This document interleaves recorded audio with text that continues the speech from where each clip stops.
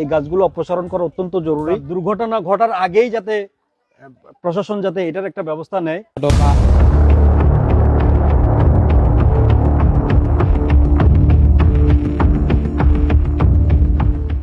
বনায়নের আড়ালে চট্টগ্রাম শহরের কৈবল্যধাম হাউজিং এলাকায় চলছে পাহাড় নিধন, অবৈধ জায়গা দখল এবং বেপরোয়া সন্ত্রাসী রাজত্ব, যার মূল হোতা নিজেকে কথিত দারোয়ান দাবি করা কুখ্যাত ওয়াহিদুল ইসলাম ওরফে বেলালের বাপ। আইন কানুন ও পরিবেশের তোয়াক্কা না করে সবুজ বনায়নের ভুয়া ফাঁদ পেতে এই অপরাধী দীর্ঘদিন ধরে সরকারি হাউজিংয়ের মূল্যবান পাহাড়ি জমি নিজের কবজায় রেখেছে। অনুসন্ধানে বেরিয়ে এসেছে বনায়ন তো দূরের কথা, মূলত পাহাড় কেটে অবৈধ ঘর বাড়ি ও ঝুপড়ি নির্মাণ করাই তার আসল উদ্দেশ্য, যা ভাড়া দিয়ে মাসে সে পকেটে পড়ছে 4 থেকে 5 লাখ টাকার অবৈধ অর্থ।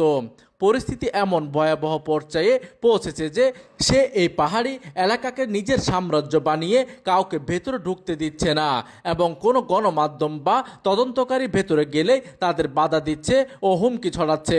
তার নির্দেশে পাহাড় কেটে মাটি বিক্রি আর বেপরোয়া গাছ লাগানোর কারণে পুরো এলাকা এখন মারাত্মক ঝুঁকিতে। তার লাগানো অপ্রয়োজনীয় গাছ ও খাড়া পাহাড়ির মাটি সামান্য বৃষ্টিতে ধসে পড়ে ধূলিসাৎ করছে আশেপাশে মানুষের বাড়িঘর আর ভেঙে পড়ছে 440 ভোল্টের বিপজ্জনক বৈদ্যুতিক লাইনের উপর। এতে যে কোনো মুহূর্তে বড় ধরনের প্রাণহানি ও ভয়াবহ দুর্ঘটনার আশঙ্কায় দিন কাটাচ্ছে পুরো এলাকাবাসী। গাছ ছিল, ওরা গাছ লাগাইছে, তো গাছের কারণে পাহাড় ভাঙি পড়ে আমাদের 2 জন মানুষ মারা গেছে।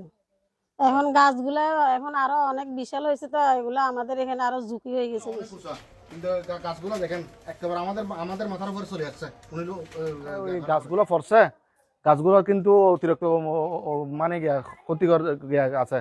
তো এইগুলো কাটার জন্য আমরা অনেকবার চেষ্টা করছি, এখন অতি শর্টকাট ওগুলো কাটার জন্য ব্যবস্থা করার জন্য বলতেছি।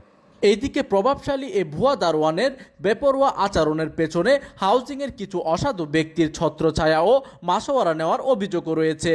নিজের স্বার্থে পাহাড় কেটে পরিবেশ ও সাধারণ মানুষের জীবনকে সে ঠেলে দিয়েছে এক মর্মান্তিক পরিণতির দিকে। গাছ না কেটে উল্টো ঝুঁকিপূর্ণ বনায়নের নামে জমি দখল এবং অবাধে পাহাড় ধ্বংসের এই সিন্ডিকেট বন্ধে অবিলম্বে নিরপেক্ষ তদন্তের দাবি জানিয়েছে ভুক্তভোগী এলাকাবাসী।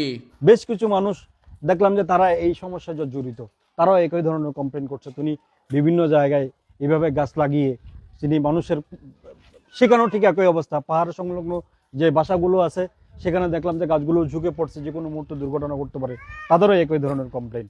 ভিতরে গিয়ে দেখছি তিনি পাহাড় কেটে ঘর বাড়ি করছে এবং তিনি নিজে গাছ কাটছেন। কারণ গাছ কাটার একটা আইন আছে, পাহাড় কাটারও একটা আইন আছে, গাছ তো এমনি এমনি কাটতে পারে না। তো আমরা দেখলাম যে তিনি পাহাড় কেটে ঘর বাড়ি করছেন এবং গাছ কেটেও তিনি ঘর বাড়ি করছেন। বিশাল একটা সাম্রাজ্য ওখানে গড়ে তুলছে। আমরা যথাযথ জায়গায় এটার একটা মেসেজ পৌঁছাতে চাচ্ছি এবং আমরা চাচ্ছি এটার একটা যথাযথ ব্যবস্থা হোক। গাছ পরিবেশ বাঁচায়, কিন্তু অপরিকল্পিতভাবে পাহাড়ের পাদদেশে লাগানো এই বিশাল গাছগুলো এখন মানুষের প্রাণের জন্য সবচেয়ে বড় হুমকি।